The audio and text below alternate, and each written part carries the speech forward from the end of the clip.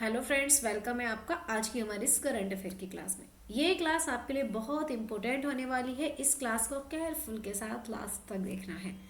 ये आपका अपना चैनल है। जो बच्चे पहली बार चैनल पर आए हैं सब्सक्राइब कर लेंगे, और भाई क्लास अच्छी लगती है तो लाइक भी करेंगे। और ये क्लास आपकी डेली होती है। यकीन मानिए, आप जिस भी एग्ज़ाम की तैयारी कर रहे हैं, इस क्लास से डेटा आपका बाहर जाएगा ही नहीं, मतलब नहीं जाएगा। चलिए, तो आज भी हम यहाँ पे 10 से ज़्यादा क्वेश्चन डिस्कस करने वाले हैं, क्योंकि पता है आपको बीच में मैंने 2 दिन आपका डेटा डिलीवर नहीं करा था, तो वो सारी चीज़ें मैं इस क्लास में धीरे धीरे कवर कर दूंगी। ठीक है, चलिए क्लास को स्टार्ट करते हैं बिना किसी देरी के। ओके, एक एक दिन सारा आसमान तुम्हारा होगा। इस लाइन को ना आज मैंने बड़े अच्छे से लिखा था। इस लाइन को बड़े आराम से देखना। देखो, एक दिन सारा आसमान तुम्हारा होगा, बस उस तक पहुंचने के लिए तुम्हारे पास मेहनत के पंख होने चाहिए। आपको एक बात बताती हूँ मैं। हमारी लाइफ में बहुत सारे इंसिडेंट, बहुत सारी ऐसी चीज़ें आएंगी जो हमें बहुत अच्छी लगेंगी हमारी मंजिल से पहले। हमें वो चीज़ें बड़ी खूबसूरत लगेंगी, बहुत अच्छी लगेंगी, और इतने खूबसूरत मोड़ होंगे कि मन करेगा कि उसकी छाँव में हम बैठ जाएं। मतलब तुम्हारा एग्ज़ाम की तैयारी कर रहे हो, जिसकी भी आपका जो टारगेट है, आपको टारगेट से पहले बहुत सारी चीज़ें अच्छी लगेंगी, लेकिन तुम्हें वहाँ पे नहीं रुकना है। तुम्हारी मंजिल जो है, तुम्हारा उसका इरादा पक्का होना चाहिए। उसके बीच में चाहे अपने अपने खुद के कितने भी सगे हों, आपको उन्हें भी छोड़ना पड़े, तो आप उसका भी त्याग करो अपनी मंजिल के लिए, है ना। तो अगर मंजिल तक पहुंचना है तो उसके लिए ना मेहनत के पंख चाहिए होते हैं। और मेहनत ये नहीं देखती कि तुम रात में मेहनत कर रहे हो, दिन में कर रहे हो, खाली पेट कर रहे हो, भूखे भरे पेट। मेहनत का कोई रंग नहीं होता है। मेहनत मेहनत होती है। आपको निष्पक्षता के साथ मेहनत करनी है, और अपना टारगेट आपको अपना बिल्कुल सामने रखना है।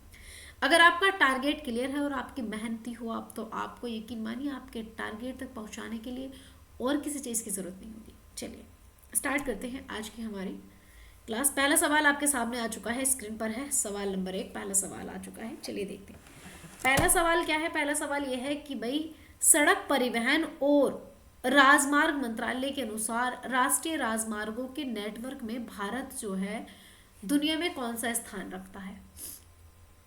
पहली बात देखो, अगर मैं बात करूं सड़क परिवहन मंत्री की, ये इसमें क्या आंसर होगा, पहला, दूसरा, तीसरा, चौथा। देखो बात किसकी हो रही है, बात हो रही है सड़क परिवहन राजमार्ग मंत्रालय की। बात हो रही है आपकी सड़क परिवहन राजमार्ग मंत्रालय, ठीक है, इसकी राजमार्ग मंत्रालय की बात कर रहे हैं। पहली बात तो यह है कि इसके मंत्री कौन है। इंपॉर्टेंट सवाल बनेगा कि भाई इसके मंत्री कौन हो जाएंगे, है ना। अगर बात करूं मैं इनके मंत्री जी की, तो ये कौन हो जाएंगे, इसके मंत्री हो जाएंगे हमारे मंत्रालय के मंत्री नितिन गडकरी। और एकमात्र मुझे ऐसे मंत्री लगते हैं ये नितिन गडकरी, जो जिनका काम दिखता है सच में। ये है नितिन गडकरी की बात करें, ये मंत्रालय के मंत्री हो जाएंगे। दूसरी बात है कि राजमार्गों के नेटवर्क की बात करिए, हमने बात करी है यहाँ पे जो राजमार्ग हैं, इन राजमार्गों का जो नेटवर्क है इसकी बात करिए, ठीक है। अगर इसके नेटवर्क की बात करते हैं तो इंडिया, देखो फर्स्ट नंबर पे तो है आपका यूएसए, जिसका सबसे बड़ा, दुनिया में सबसे बड़ा अगर राजमार्गों का नेटवर्क है, नेशनल हाईवे का नेटवर्क है, सबके जिससे सबसे ज्यादा नेशनल हाईवे, नेशनल राजमार्ग है जिसके पास, वो है आपका यूएसए। बट सेकेंड नंबर की बात करूं तो सेकेंड नंबर पे आता है हमारा प्यारा देश भारत। इंडिया का सेकेंड नंबर आता है राजमार्ग नेटवर्क में, ठीक है। इंडिया का लगभग कितना कितना कितना बड़ा नेटवर्क है, तो भाई इंडिया का है, आप देखेंगे 1,86,145 किलोमीटर एरिया का नेटवर्क है, ठीक है। चलो ये इसका आंसर है।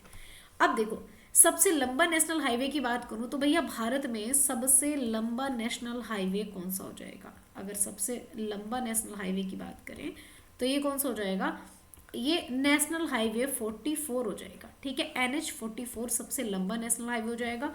और इंडिया जो है पूरी दुनिया में जो आपका नेटवर्क है राजमार्गों का नेटवर्क, उसमें सेकंड स्थान रखता है हमारा इंडिया, ठीक है। आंसर होगा ऑप्शन बी, बिल्कुल सही आंसर होगा। देखेंगे तो नेशनल हाईवे की बात करूं, इसमें इंडिया का कौन सा स्थान है, इंडिया हमारा सेकंड नंबर पर आ चुका है, ठीक है। और वाकई में अगर आपको ना, अगर आपको मंत्रालय के किसी भी मंत्रालय का काम देखना है तो आप, मुझे नहीं पता आप किसको देखोगे, लेकिन मैं अगर बात करूं तो मैं नितिन गडकरी का सबसे अच्छा काम बताती हूँ, है ना। चलिए अगला सवाल है, सवाल नंबर 2। क्वेश्चन नंबर 2 है कि हाल ही में कॉपरनिकस क्लाइमेट चेंज सर्विस, इसके अनुसार वर्ष 2024 में पृथ्वी पर कितना तापमान दर्ज किया गया। ये तो आप सबने पढ़ा था कि 2024 सबसे गर्म साल रहा है। हाँ बिल्कुल सबसे गर्म साल था 2024। लेकिन अगर मैं कहूँ कि भाई कोपरनिकस क्लाइमेट चेंज सर्विस के अनुसार इसके अकॉर्डिंग 2024 में पृथ्वी पर कितना तापमान, कितना टेम्परेचर दर्ज किया गया है। 1.3 डिग्री सेल्सियस है, 1.4 degree Celsius, 1.5 degree Celsius, 1.6 degree Celsius. देखो कोपरनिकस क्लाइमेट चेंज सर्विस की अगर हम बात करें कि अगर हम बात करें यहाँ पे आपसे कि जो हमारा कोपरनिकस क्लाइमेट चेंज सर्विस है, देखो बात किसकी कर रहे हैं हम, बात कर रहे हैं भाई यहाँ पे जो कोपरनिकस क्लाइमेट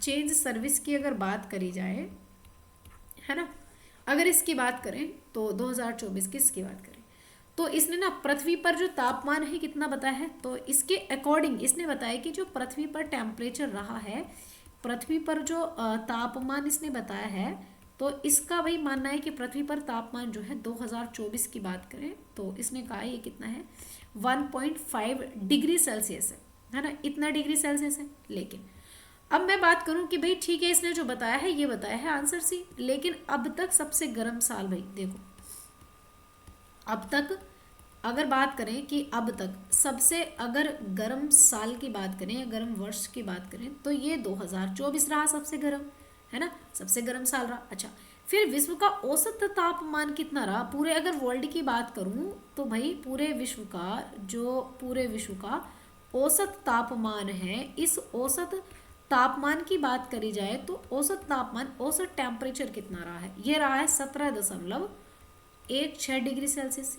ये पूरे वर्ल्ड का एवरेज टेम्परेचर रहा है ना, ठीक है। और अगर बात करी जाए यहाँ पे तो इसका आंसर क्या हो जाएगा, इसका सही आंसर हो जाएगा ऑप्शन सी। तो कितना डिग्री सेल्सियस है इसने पूछा है, तो भाई ये 1.5 डिग्री सेल्सियस है और ये कोपरनिकस क्लाइमेट चेंज सर्विस के अनुसार है 2024 पृथ्वी का टेम्परेचर, ठीक है। चलिए ये आगे बात कर लेते हैं नेक्स्ट, ये इसकी भाई इमेजेस देख लेंगे। चलिए अगला सवाल है सवाल नंबर 3। क्वेश्चन नंबर 3 है कि हाल ही में चर्चा में रहे 32 मंजिला ऊंचे ग्लेन रॉकेट का संबंध किससे है। ये एक ब्लू ऑरिजिन का रॉकेट है, स्पेस एक्स का रॉकेट है, वर्जिन गैलेक्टिक का या फिर बोइंग स्पेस का, मतलब एक कंपनी है, इनमें से किस कंपनी ने ग्लेन रॉकेट लॉन्च किया है। बात किसकी कर रहे हैं, बात कर रहे हैं हम यहाँ पे ग्लेन रॉकेट की। अब ये जो ग्लेन रॉकेट है, अगर इस ग्लेन रॉकेट की बात करूँ तो पहली बात तो जो ग्लेन रॉकेट है किस कंपनी का है, भाई किसने बनाया है इसको, कौन सी कंपनी है बनाने वाली, तो ये किस कंपनी का हो जाएगा, ये ब्लू ऑरिजिन कंपनी का है। ये है आपका ब्लू ऑरिजिन कंपनी जो है, इस ऑरिजिन कंपनी का ये जो है रॉकेट हो जाएगा। और ये कंपनी के हेड कौन हो जाएंगे, तो जेफ बेजोस की कंपनी है। ये किसकी है, ये कंपनी है आपके जेफ बेजोस की, ठीक है। जो जेफ बेजोस हैं भाई इनकी कंपनी है ये, ठीक है, ब्लू ऑरिजिन कंपनी। अच्छा अब देखो अगर इस रॉकेट की बात करूं तो भाई ये रॉकेट सबसे पहली बात तो है ये कितना लंबा है ना, लंबाई कितनी है इसकी, तो इस रॉकेट की लंबाई है 320 फीट की बात करें तो इतना तो ये लंबा है, लगभग 32 मंजिला है ना, लगभग 32 मंजिला तो ये लंबा हो जाएगा। अब बात करें भाई ये रॉकेट कितना ऊंचा हो जाएगा, तो इसकी ऊंचाई कितनी है इस रॉकेट की, इसकी ऊंचाई है 45, अगर इसकी ऊंचाई की बात करी जाए तो इसकी जो, बल्कि ऊंचाई नहीं बल्कि लंबाई ही रहने दीजिएगा। हाँ अब बात करें इसकी क्षमता की, एक सेकंड रुक जाइएगा। हाँ क्योंकि ऊंचाई इसमें नहीं मेजर होगी ना। हाँ चलिए अब इसकी ना पावर कितनी होगी, अगर बात करें भाई इसकी, इस रॉकेट की क्षमता कितनी होने वाली है, तो इसकी 45 टन क्षमता लगभग इसकी होने वाली है, ठीक है। फिर ये काम क्या करेगा, इस रॉकेट का काम क्या है, क्या काम करने वाला है ये रॉकेट। इस रॉकेट के काम की बात करें तो अंतरिक्ष यात्रियों को स्पेस में लेकर के जाएगा। काम क्या होगा, जो अंतरिक्ष यात्री हैं अगर इनकी बात करें तो जो अंतरिक्ष यात्री हैं, इन अंतरिक्ष यात्रियों को ये भाई स्पेस में लेकर के जाएगा, ठीक है, स्पेस में लेकर जाना जो है भाई इसका काम हो जाएगा, ठीक है। तो ग्लेन, यहाँ पे ग्लेन रॉकेट है, कंपनी है ब्लू ऑरिजिन जिसके जेफ बेजोस हेड हैं उनके द्वारा एक रॉकेट लॉन्च किया गया है जिसकी लंबाई 320 फीट की है, यानी कि 32 मंजिला है। क्षमता इसकी 45 टन वेट की हो जाएगी और काम इसका अंतरिक्ष में स्पेस यात्रियों को लेकर के जाना है। और ब्लू ऑरिजिन का ये रॉकेट हो जाएगा। आंसर हो जाएगा option A is the correct answer. ठीक है, चलिए ये हमारा वह रॉकेट हो जाएगा। अगला सवाल हमारे स्क्रीन पर, सवाल नंबर 4। हाल ही में इंटरपोल ने लॉन्ड्रिंग संपत्तियों का पता लगाने के लिए पहली बार कौन सा नोटिस जारी करा है? देखो, ये रेड नोटिस जारी करा है, सिल्वर नोटिस होगा, येलो नोटिस होगा या डायमंड नोटिस होगा। अगर बात करी जाए देखो इंटरपोल की, है ना, अगर मैं बात करूं आप लोगों से कि भाई जो इंटरपोल है, अगर इस इंटरपोल की बात करें, है ना, पहली बात अगर इंटरपोल की बात करूं तो इसकी जो ये जो स्थापना होती है इसकी 7 सितंबर 1923 को इसकी स्थापना होती है। और लियोन में जो है इसका, अगर लियोन की बात करें, लियोन जो है, माफ़ कीजिएगा लियोन गलत लिख दिया है मैंने, लियोन यानी कि फ्रांस, लियोन फ्रांस में इसका हेडक्वार्टर हो जाएगा, है ना जी। अगर मैं इंटरपोल की बात करूं तो इंटरपोल में जो है यहाँ पे एक नोटिस जारी कर दिया है, इसने पहली बार एक नोटिस जारी करा है ना, इसने जो है भाई ये पहली बार ये वाला नोटिस जारी करा है, फर्स्ट टाइम करा है। और नोटिस कौन सा जारी करा है? तो इसने सिल्वर नोटिस जारी करा है। कौन सा? इसने जो है यहाँ पे सिल्वर नोटिस जारी कर दिया है। ठीक है, सिल्वर नोटिस जारी करा है, पहली बार करा है। अच्छा, इस नोटिस का काम क्या है, क्यों करा है, क्या रीजन रहा है, या फिर काम क्या रहा है? इस नोटिस का काम ये रहा है कि जो लॉन्ड्रिंग संपत्ति है इनको जब्त करना, इनको खत्म करना, इनका पता लगाना। इसका काम ये है कि नोटिस इसलिए जारी करा है जो लॉन्ड्रिंग संपत्ति है, इन लॉन्ड्रिंग संपत्ति की बात करूं मैं, एक सेकंड रुक जाइए। हाँ, पहले तो ये लियोन ठीक करना है और फिर ये लॉन्ड्रिंग भी गलत लिख के, चलिए। हाँ देखो, ये तो हो गया आपका लियोन, है ना। हाँ, अब यहाँ पे अगर मैं बात करूँ जो लॉन्ड्रिंग संपत्तियाँ हैं, इनकी लॉन्ड्रिंग संपत्ति की बात करें तो इन लॉन्ड्रिंग संपत्तियों को देखो, पहली बात तो इनको समाप्त करना है ना, इनको समाप्त करना है और इनका पता लगाना है ना, ये काम भी है, इनका पता लगाना और समाप्त करना जो है, इसलिए नोटिस जारी करा गया है। अच्छा, अब दूसरी बात ये आई है कि इसको रेकमेंड किसने करा था, इंटरपोल को किसने कहा है कि भाई आप सिल्वर नोटिस जारी करके जो लॉन्ड्रिंग संपत्तियां हैं, जो लॉन्ड्रिंग चीज़ें हैं, इनको ख़त्म करो। तो इसके लिए रेकमेंडेशन की थी, यानी कि इसकी सिफारिश की बात करूँ तो इसकी सिफारिश किसने करी है, ये करी है इटली के द्वारा। इटली ने इसको रेकमेंड किया था कि भाई ऐसा करा जाए।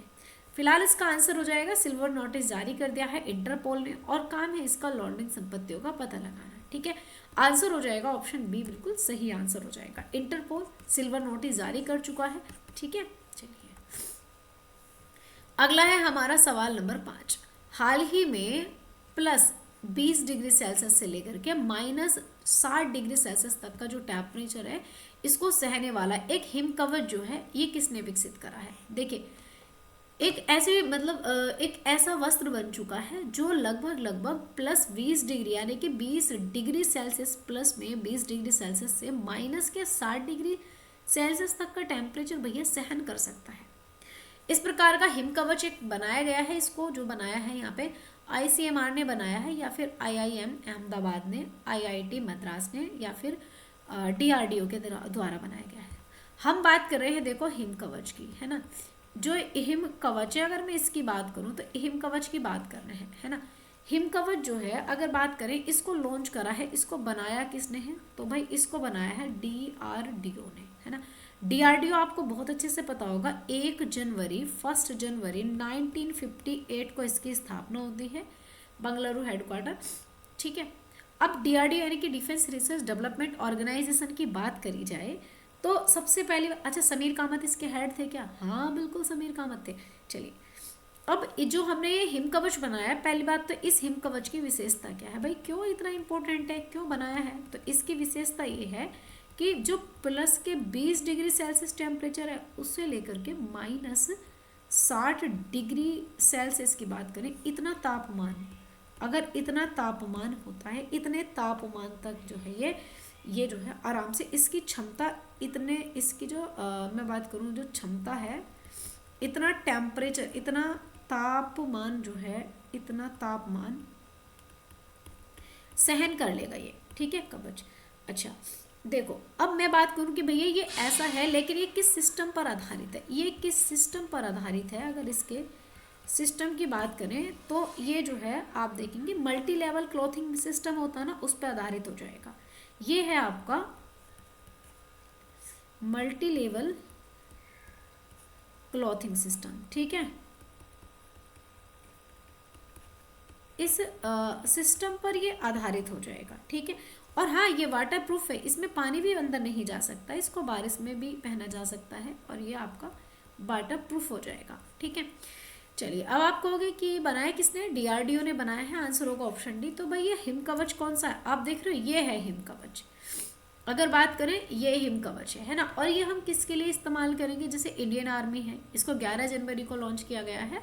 और जैसे इंडियन आर्मी को हमें देना है, कई बार इंडियन आर्मी या फिर जितनी हमारे पास में फोर्स हैं, साथ में कई बार ऐसी क्रिटिकल कंडीशंस आ जाती हैं आम जनता के लिए भी, मतलब आम जनता में बहुत ही, मतलब डीआरडीओ ने बनाया है। और इसको खास कर देखो, जो बहुत ही कोल्ड एरियाज होते हैं, जो कोल्ड वेदर वाले हैं, जो ठंडे इलाके हैं, है ना, बहुत ज़्यादा ठंडे इलाके हैं, तो कोल्ड वेदर में यूज़ किया जाएगा।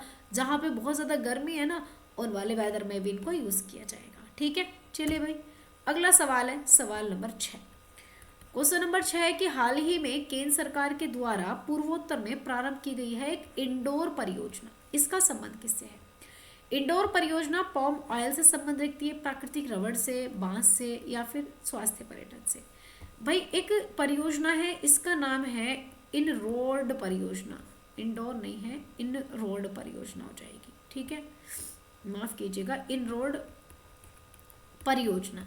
इस इन रोड परियोजना की बात करी जाए तो जो ये इन रोड परियोजना है भाई, इसको सबसे पहले तो भाई लॉन्च, इस परियोजना को कहाँ पे लॉन्च किया गया, अगर बात करी जाए तो जो north east area, north east वाला एरिया है, यानी कि जो पूर्वोत्तर भारत है, इस पूर्वोत्तर भारत में इसको लॉन्च किया गया है, मतलब इसको, इस परियोजना को लॉन्च किया गया है। अब दूसरी बात ये आती है, ठीक है, पूर्वोत्तर भारत में कितने टाइम के लिए की गई है, तो जी इस परियोजना का जो टाइम पीरियड होगा 5 वर्ष होने वाला है, ठीक है। और सरकार ने इसमें कितना पैसा लगाया है, अगर बात करें तो भैया पैसा कितना लगाया है गवर्नमेंट ने, सरकार इस परियोजना के लिए लगभग 100 करोड़ रुपए इस परियोजना के लिए गवर्नमेंट ने लगाए हैं। अच्छा, योगदान क्या रहेगा इस परियोजना का, तो भाई इस परियोजना का योगदान रहेगा कि जो टायर उद्योग है ना, टायर उद्योग, इसको बढ़ावा देना, इसके लिए यह परियोजना समर्पित हो जाएगी। अब इस परियोजना की मैं अगर बात करूं तो ये परियोजना जो है, इस परियोजना का काम क्या है, लास्ट में भैया परियोजना क्यों शुरू की गई है, ये जो इन रोड परियोजना है इसका काम क्या, जो रबड़ की गुणवत्ता है इसको बेहतर करना है, इसका काम हो जाएगा। यानी कि जो रबड़ है, इस रबड़ की जो गुणवत्ता है, इस रबड़ की गुणवत्ता को बेहतर करना जो है, इसको अच्छा करना या बेहतर करना, इसका काम हो जाएगा। तो मतलब ये क्या है, प्राकृतिक रबड़ से संबंधित हो जाएगी, यानी कि जो प्राकृतिक रबड़ है इसको बहुत अच्छा बनाना या बेहतर करना इन रोड परियोजना का हिस्सा हो जाएगा, है ना। चलिए, तो यहाँ पे भाई नॉर्थ ईस्ट की बात करें तो नॉर्थ ईस्ट रीजन के लिए यहाँ पे जो है परियोजना स्टार्ट की गई है। चलिए, अगला सवाल हमारा आ चुका है सवाल नंबर 7। क्वेश्चन नंबर 7 है कि हाल ही में अंडर 19 क्रिकेट में 346 रनों का राष्ट्रीय स्कोर जो है, ये रिकॉर्ड किसने बनाया है, सानिका चालाकी ने, या निक्की प्रसाद ने, ईरा जाधव ने, या फिर यहाँ पे भाविका अहिरे ने। चलिए, इस सवाल की अगर बात करी जाए तो यहाँ पे देखेंगे, ये जो सवाल है हमारा, अगर इसकी मैं बात करूँ आपसे, एक सेकेंड, हाँ चलिए, इस क्वेश्चन की बात करें कि भाई यहाँ पे अंडर 19 क्रिकेट में 346 रनों का राष्ट्रीय रिकॉर्ड किसने बनाया है। देखो, बात किसकी हो रही है भाई, बात कर रहे हैं अंडर 19 क्रिकेट की बात कर रहे हैं, क्रिकेट की, ठीक है, ठीक है। चलो भाई, पहली बात अंडर 19 क्रिकेट की बात कर रहे हैं, और इसमें हम बात कर रहे हैं कि भाई एक ऐसी वीमेन है जिन्होंने 346 रन बनाए हैं, और इसमें जो है 346 रन में ये इनका ना स्कोर रहा है, इतना स्कोर बनाया है इन्होंने। नाम क्या है इनका, अगर बात करें तो भैया हम बात कर रहे हैं यहाँ पे ईरा जाधव की, किसकी, ये हैं ईरा जाधव जो है, इनकी ईरा जाधव की बात कर रहे हैं। अच्छा, दूसरी बात यहाँ पे करें ईरा जाधव की, तो ये ना भारत की पहली महिला है जिन्होंने 13 शतक लगाया है, तो ये भारत की प्रथम महिला हो जाएंगी, भारत की ये प्रथम महिला है, ऐसी महिला प्रथम महिला जिन्होंने पहली बात तो 13 शतक लगाया है, ठीक है, 13 शतक लगाया है। दूसरी बात इन्होंने लगाया किसके खिलाफ है, दूसरी बात यह है कि भाई इन्होंने ना मेघालय के खिलाफ लगाया है, मेघालय के खिलाफ लगाया है 13 शतक। और चौथी बात यह है कि भारत की सर्वश्रेष्ठ व्यक्तिगत स्कोर महिला इन्होंने हासिल करा है। तो चौथी बात यह है कि ये जो है भारत की ना सर्वश्रेष्ठ व्यक्तिगत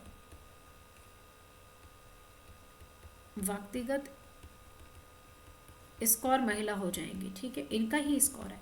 तो ये कौन हो जाएंगी, ईरा जाधव हो जाएंगी। चलिए, जिन्होंने अंडर 19 क्रिकेट में जो है 346 रनों का राष्ट्रीय रिकॉर्ड बनाया है, ये है ईरा जाधव। देखो इन्होंने कितनी गेंदें ली थी, 157 ली थी, और रन कितने बनाए हैं, 346 रन बनाए हैं। कितने चौके, 42, और छक्के कितने मारे थे, 16 छक्के मारे थे। ये है ईरा जाधव, ठीक है। चलिए अगला सवाल है यहाँ पे, सवाल नंबर 1। क्वेश्चन नंबर 8 है कि हाल ही में फसल कटाई उत्सव है जिसका नाम है माघ बिहू, ये कहाँ सेलिब्रेट किया जाता है। देखो ये ना अलग अलग स्टेट में अलग अलग नाम से मनाया जाता है, लेकिन अभी हाल फिलहाल की बात अगर मैं करूँ तो एक फेस्टिवल है जो आप देखेंगे 13 जनवरी से 14 जनवरी, यानी कि 13 जनवरी से 14 जनवरी की बात करूँ, 14 जनवरी को एक फेस्टिवल 2025 में इसको सेलिब्रेट किया गया है, ठीक है। अब ये जो त्यौहार है, इस त्यौहार की बात करी जाए तो ये है माघ बिहू, ठीक है। अब आपको बिहू से याद आ गया होगा, है ना, आगे मुझे ज़्यादा बताने की ज़रूरत नहीं है, लेकिन फिर भी माघ बिहू, ये इस फेस्टिवल को भी सेलिब्रेट किसने करा है, अगर मैं बात करूँ तो इस त्यौहार को जो है किसने मनाया है, तो इसको ना एक भोगली बिहू होता है, एक माघ बिहू होता है। तो ये जो है आपकी माघ बिहू है। ये उत्सव कहाँ मनाया गया है, तो भाई ये जो उत्सव है, ये उत्सव मनाया गया है असम में। कहाँ पे, असम में। आंसर हो जाएगा option B is the correct answer, ठीक है। यहाँ पे देखेंगे ये है माघ बिहू, और ये फेस्टिवल किसका हो जाएगा, असम का, और ये असम का फेस्टिवल हो जाएगा। जब फसल की कटाई स्टार्ट होती है तब ये सेलिब्रेट किया जाता है। प्राकृतिक फेस्टिवल है, जितने भी हमारे त्यौहार होते हैं ना, आप ईद है, दीपावली, जहाँ आपके दीपावली है, या मैं कहूँ कि होली है, जितने भी हमारे फेस्टिवल होते हैं, ठीक है, जहाँ तक कि देव उठान होता है, या आप जितने भी फेस्टिवल की बात करेंगे, सारे के सारे फेस्टिवल इंडिया में, सभी फेस्टिवल, सभी त्यौहार फसलों से संबंधित होते हैं, ठीक है। मोस्टली फेस्टिवल फसलों से संबंधित होते हैं, जो सार्वजनिक फेस्टिवल होते हैं, जो सभी के लिए होते हैं। और कुछ मतलब जो हमारे पारिवारिक फेस्टिवल होते हैं, वो सिर्फ हमारे कुछ विवाहों से संबंधित, बच्चों के जन्म से संबंधित, वो हमारे घर के फेस्टिवल होते हैं। लेकिन जो हमारे पूरे मतलब कहूँ कि पूरे इंडिया में जो सेलिब्रेट किए जाते हैं, वो सब फेस्टिवल हमारे फसलों से संबंधित होते हैं, है ना। चलिए क्वेश्चन नंबर 9 है कि हाल ही में प्रधानमंत्री नरेंद्र मोदी ने जैड मोड़ सुरंग का उद्घाटन किया है, और कहाँ पर किया, कहाँ बनाई है जैड मोड़ सुरंग, जम्मू कश्मीर में, सिक्किम में, लद्दाख में, अरुणाचल प्रदेश में। चलिए देखो बात कर रहे हैं जैड मोड़ सुरंग की। एक सुरंग बनाई है जिसका नाम है जैड मोड़ सुरंग। जैसा जैड बनाया जाता है ना, कुछ इस प्रकार की सुरंग है, या फिर इसको हम बोल सकते हैं सोनमर्ग सुरंग भी कह सकते हैं, ठीक है, सुरंग, ठीक है। चलो सुरंग, पहली बात तो ये सुरंग का शुभ आरंभ किसने किया है, इसका शुभ आरंभ जो किया है वो हमारे प्राइम मिनिस्टर मोदी जी ने किया है, पहली बात। दूसरी बात यह है कि जी कब किया है, तो भैया कब इसकी बात करी है बनाने की, या कब बनाई, तो ये 13 जनवरी की बात करें, इसकी आधारशिला रख दी 2025 में। अच्छा, सोनमर्ग की बात करें तो भैया इसकी आधारशिला कहाँ रखी है, कहाँ बनाई जा रही है, जम्मू कश्मीर में एक जिला पड़ता है, जम्मू कश्मीर का एक जिला हो जाएगा गंदेवल जिला। क्या नाम है, इसका नाम हो जाएगा गंदेवल जिला, जो है यहाँ पे ये सुरंग बनाई जा रही है। इस सुरंग की लंबाई की अगर मैं बात करूं तो इसकी जो लंबाई हो जाएगी 6.4 किलोमीटर, है ना, इतनी लंबी हो जाएगी। और ऊंचाई की बात करें तो ये पाइप के तरीके की हो जाएगी। इसकी जो ऊंचाई हो जाएगी ये हो जाएगी आपकी 8,650 फीट की हो जाएगी, ठीक है, इतनी ऊंची सुरंग है, ऊंचाई पर है। अच्छा, अब अगर इसकी बात करें तो ये किसको कनेक्ट करेगी, ये किस किस के बीच होगी, यानी कि किसको जोड़ेगी। तो ये जो सुरंग बनाई जा रही है, ये जो है एक तो ये श्रीनगर से, श्रीनगर जम्मू कश्मीर की बात करें, यहाँ से लेह को जोड़ेगी। अब इन दोनों को आपस में कनेक्ट करने के लिए एक दर्रा आता है जिसका नाम है जोजिला दर्रा। क्या नाम है, जोजिला दर्रा।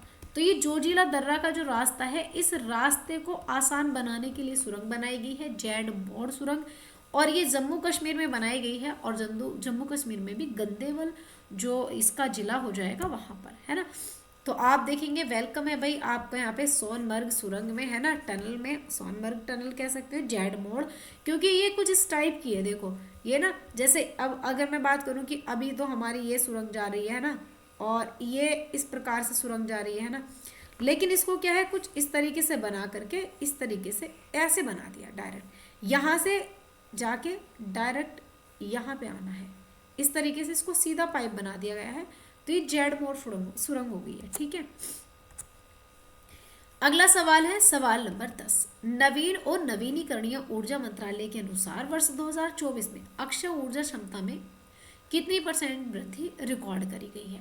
देखिए 10 गीगावाट की, 20 गीगावाट, 30 गीगावाट या फिर 40 गीगावाट। अगर बात करूं हाल फिलहाल की नवीनीकरणीय ऊर्जा की, अगर देखो नवीकरणीय ऊर्जा की बात करी जाए, नवीकरणीय जो ऊर्जा है, इस ऊर्जा की बात करी जाए, तो पहली बात तो इसका एग्जाम्पल कौन कौन सी ऊर्जा है, जैसे सौर ऊर्जा, इसमें कौन कौन सी ऊर्जा आती है, जैसे सौर ऊर्जा आती है, या फिर मैं पवन ऊर्जा कहूँ, है ना, पवन ऊर्जा, है ना। तो ये सब क्या है, ये नवीनीकरणीय ऊर्जा है, पहली बात।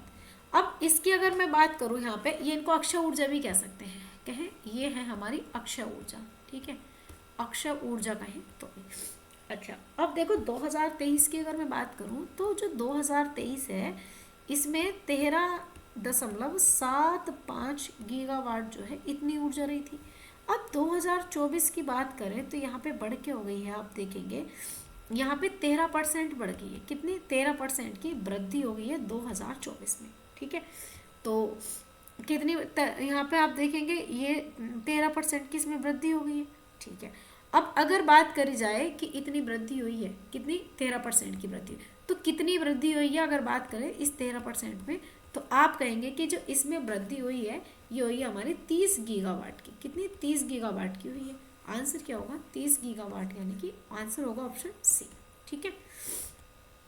चलिए, यानी कि वो कह रहा है कि India adds record renewable energy यहाँ पे capacity of about 30 gigawatt in 2024, ठीक है। चलो भाई आगे बात कर लेते हैं। अगला सवाल नंबर 11। क्वेश्चन नंबर 11 है कि हाल ही में कैलिफोर्निया के जंगलों में आग लग गई है, और उन कैलिफोर्निया के जंगलों की आग बुझाने के लिए जो है चर्चा में एक गुलाबी अग्निरोधी मुख्य तत्व है। तो भाई ये जो गुलाबी अग्निरोधी तत्व है, ये कौन सा है, ये बेंजोइक अम्ल है, कार्बन डाइऑक्साइड है, अमोनिया फॉस्फेट है, या फिर हाइड्रोजन सल्फाइड है। देखो अगर मैं बात करूं, देखो आप लोगों से यहाँ पे एक यूएसए का प्रांत की बात करें, यूएसए का प्रांत है जिसका नाम है कैलिफोर्निया। अब इस कैलिफोर्निया की अगर मैं बात करूं, तो इस कैलिफोर्निया में भाई आग लग गई है, और आग लगने कैलिफोर्निया में क्या हुआ कि इसमें तापमान जो ना, टेम्परेचर ये ज़्यादा हुआ, तापमान ज़्यादा हुआ, और तापमान ज़्यादा होने से भाई यहाँ पे जो है आग लग गई, ठीक है।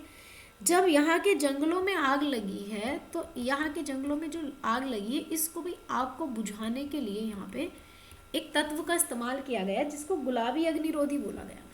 इसको बुझाने के लिए जिसका इस्तेमाल किया गया है, वो है यहाँ पे गुलाबी अग्निरोधी, ठीक है। अब जो ये गुलाबी अग्निरोधी इस्तेमाल किया गया है, ये क्या है, अगर इसकी बात करूं कि भाई ये क्या चीज़ है जो गुलाबी अग्निरोधी है, इसके मुख्य तत्व की बात करें तो ये है अमोनिया फास्फेट। ये क्या है, ये है अमोनिया फास्फेट, और ये अमोनिया फास्फेट जो है, ये पानी के साथ प्लस पानी के साथ मिल जाए, यानी कि पानी के साथ मिलाया गया है, जो आग को, मैं कहूँ कि जो आग है, इस आग के प्रसार को कम कर देता है, ख़त्म कर देता है। मतलब आग के प्रसार को कम करेगा, ख़त्म करेगा, मतलब आग बुझाएगा, है ना। बिल्कुल, काम क्या है इसका, काम ये है कि जो ईंटें हैं उनको ठंडा कर दिया है इसने, और बाकी जो एरियाज है उसको ठंडा कर दिया है। तो ये अमोनिया फास्फेट है। आंसर क्या होगा, ammonia phosphate, option C is the correct answer, ठीक है। चलिए, कुछ इस प्रकार का आप देख रहे हैं, जो गुलाबी आप देख रहे हैं हेलीकॉप्टर है ना, और इसमें से ये जंगलों में आग लग रही है, और यहाँ पे जो ये गुलाबी गुलाबी जो है ये डाला जा रहा है, यही अमोनिया फास्फेट है। क्या है ये है अमोनिया फास्फेट, ठीक है, फास्फेट है ये, और ये प्लस पानी के साथ डाला जा रहा है, जो आग बुझाने में बहुत कामगार साबित हुआ। अच्छा, आग लगी थी अभी आपको पता है, जो उत्तराखंड है, उत्तराखंड के जंगलों में आग लगी थी, है ना, उत्तराखंड के जंगलों में आग लगी थी और इसको बुझाने के लिए एक बम्बी बॉकेट चलाया गया था, ठीक है, बॉम्बे बॉकेट अभियान चलाया था। आपको पता है जिस टाइम पे उत्तराखंड में के जंगलों में आग लगी थी तो उस टाइम पे मैं नैनीताल गई थी और मैंने ये कारनामा देखा था खुद अपने आप ही कि हेलीकॉप्टर के जो है टैंक भर के आ रहे थे और आग बुझा रहे थे, ठीक है। ये लगभग मार्च 24 मार्च के लगभग, हाँ 24 मार्च, अप्रैल था, 24 अप्रैल, और मैं 26 अप्रैल को गई थी। तो उस टाइम पे बॉम्बे बॉकेट अभियान चलाया जा रहा था उत्तराखंड में। चलिए अगला सवाल और आज का अंतिम सवाल है, सवाल नंबर 12। हाँ 2024 को ही गई थी। हाल ही में फ्यूचर ऑफ जॉब्स रिपोर्ट 2025 किसने जारी करी है? वर्ल्ड बैंक ने, वर्ल्ड ट्रेड ऑर्गेनाइजेशन ने, इंटरनेशनल मॉनेटरी फंड ने, या वर्ल्ड WEF ने, यानी कि विश्व आर्थिक मंच ने। इसको किसने जारी किया है, ये बात कह रहा है। देखो एक रिपोर्ट है जिसका नाम है यहाँ पे future of job report. Future of jobs की बात करें तो फ्यूचर ऑफ जॉब्स रिपोर्ट है 2025 की, ठीक है। अगर मैं इस रिपोर्ट की बात करूं, फ्यूचर ऑफ जॉब्स रिकॉर्ड की बात करूं, तो सबसे पहले तो इसको रिपोर्ट को जारी करता कौन हो जाएगा, इसका जारी करता हो जाएगा, इसको वर्ल्ड ईपी की WEP की, यानी कि जो विश्व आर्थिक मंच है, इस विश्व आर्थिक मंच के द्वारा ये रिपोर्ट जारी की गई है। पहली बात तो ये है। अच्छा, जो विश्व आर्थिक मंच है यानी कि यहाँ पे WEP की बात करूँ तो ये 1971 में इसकी स्थापना होती है जिनेवा में, जिनेवा स्विट्जरलैंड में इसका हेडक्वार्टर हो जाएगा, ठीक है। चलिए इस रिपोर्ट ने जो है, इस रिपोर्ट में क्या क्या, सबसे पहली बात तो 2030 तक इसने कहा है रिपोर्ट में, 2030 तक वैश्विक बेरोजगार या रोजगार बाजार की स्थिति दर्शाएगी। 2030 तक जो रोजगार है, इन रोजगार की क्या स्थिति हो जाएगी, ये बात इसने बताई है, ठीक है। चलो अब यहाँ पे अगर बात करी जाए तो इसमें कुछ और पॉइंट आए हैं। पहला पॉइंट इसने कहा कि जी हम जो है 78 मिलियन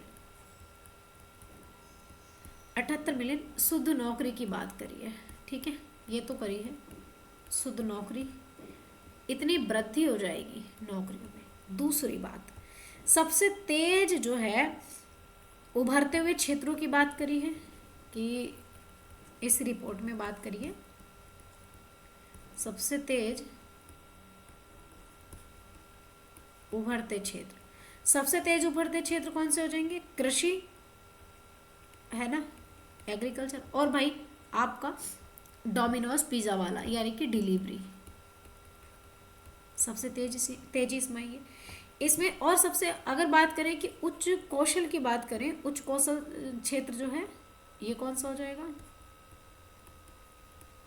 कौशल क्षेत्र की बात करें तो ये कौन सा हो जाएगा भाई? सबसे ज़्यादा कौशल ये है आर्टिफिशियल इंटेलिजेंस और रोबोट में, ठीक है, रोबोटिक्स की बात करें इसमें।